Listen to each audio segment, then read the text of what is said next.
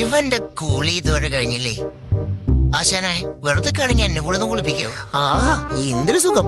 അല്ല ആശാനെ ഒരു പഴക്കോളാന്നറിയാൻ ഇവർക്കണ് ഇവിടെ എനിപ്പിച്ചു വിളറായില്ലേ? ഇനി ഞാനെങ്ങാനും ഇടപെടുമോ?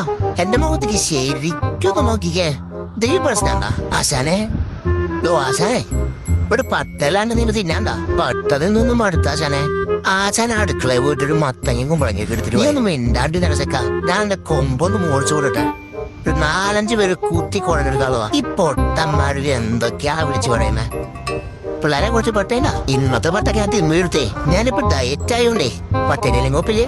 ഇങ്ങനെ പട്ട എടുത്തൊരു വീക്ക് വയ്ക്കാലോ. അല്ലെങ്കിൽ വേണ്ട, പാവം പൊക്കോട്ടെ.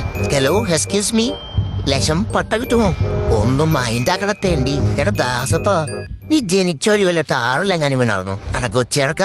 എനിക്ക് വേറെ സ്വഭാവം കൂടി കിട്ടാ.